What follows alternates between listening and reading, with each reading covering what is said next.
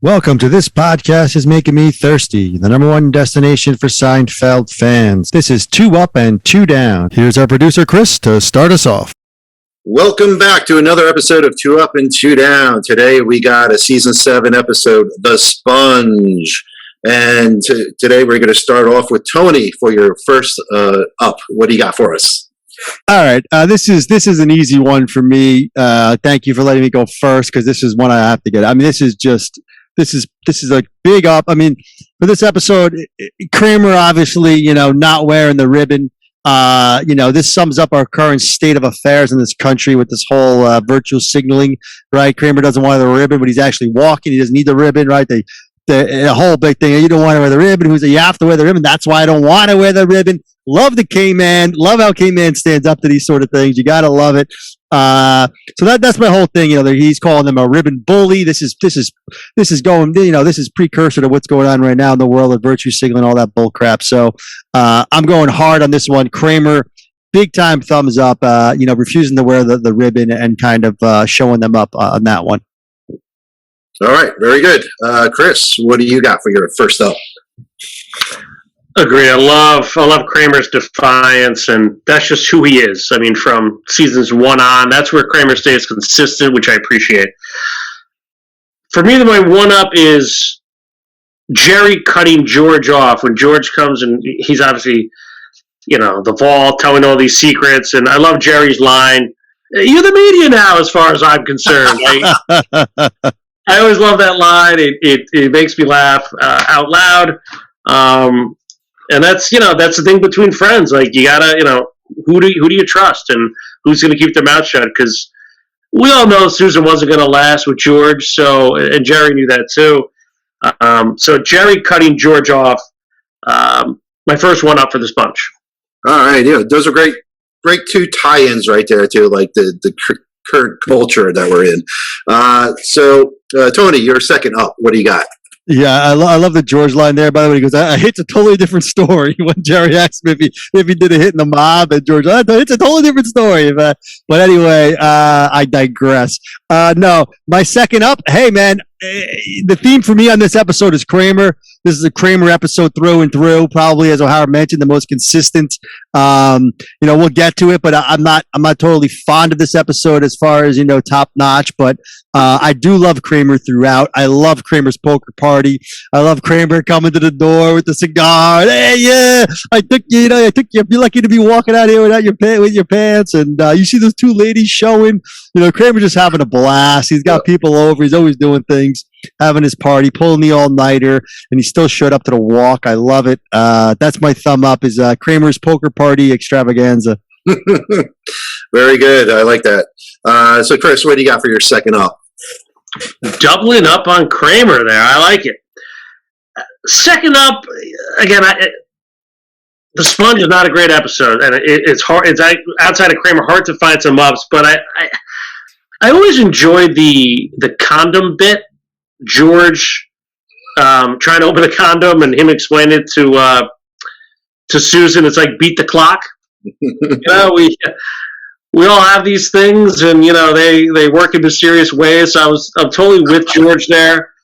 It's not great George, but I think it was a great line and a quick little bit in regards to the condom. So I'm going to give George condom bit my thumbs up. All right.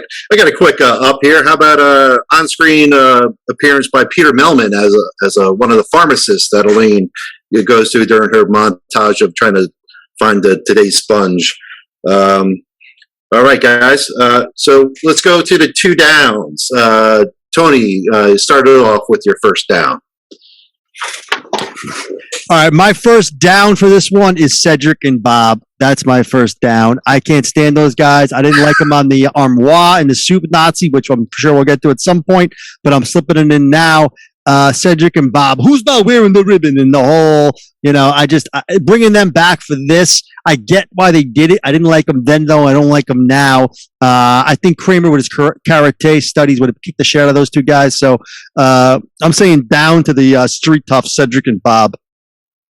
Yeah, I can feel that. Yeah. So Chris, what do you got for your first down? Oh, I can feel that, baby. I mean, I have the ribbon bit in here too with those two. Just why? Why is my question. My one down for the sponge. I don't know. It always kind of irked me, and I never understood Jerry scratching off the 32 on his jeans. Yeah. And then writing it back into 31. Like, I don't know about you, but I've never looked at any guy's back of the jeans. Who does that? What? And he made it to a 32 to 31. Like, it wasn't like 36 to 32. That was a miss for me. I mean, maybe that's Jerry's thing, but for me, and then why that's a secret, and that turned into the whole thing with Jerry. I don't know. The whole thing, I didn't love that. And then it ends up hurting him in the end with that girl, which again is just a little too much for me. So that's my one down.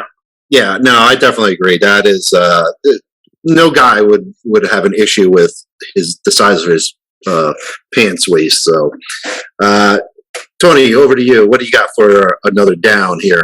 Yeah, thin, neat, and single is Jerry's line, right? But I mean, come on now, who's looking at labels? My second thumbs down in this one is Elaine. She carries the show, unfortunately, which we'll get to. I mean, it's called Sponge-worthy, right? We got Elaine. It's one of those things where they found it and they just kept going with it, and it just gets played out. Interviewing the guy at the end was it for me. That's kind of my main thumbs down of all of it. If they would have just left it with a little bit of trying to find the sponges, I kind of dug the pharmacist guy, a little funny there. But what are we doing with interviewing a guy? Like, it's not funny and it's not realistic. Those are the two things. If you want to go that crazy, at least be funny. But I mean, Elaine's the sideburn, the whole thing. I mean, the guy's gonna walk out on Elaine at that point, I'm guessing, right? It's just not funny. So the entire Elaine storyline, which is a lot of the show, is a thumbs down for me. All right, Chris, what do you got for your second down? Yeah, and we don't like to do this, but it's a common theme. It's hard to ignore just the sponge-worthy theme overall. I have a problem with. It's that season 7, 8. We're just trying to get like catchy phrases, and they're getting away from what makes this show special. It's not about catchphrases.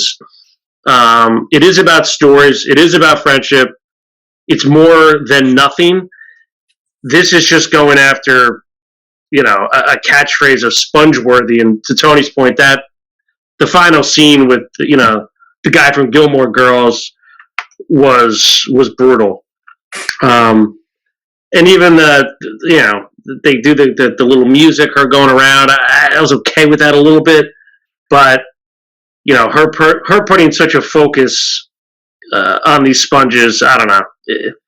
It's not who Elaine was. It's not good Elaine. So for me, the whole Sponge-worthy theme, I got to agree with Tony here. It's a thumbs down, a big thumbs down. All right.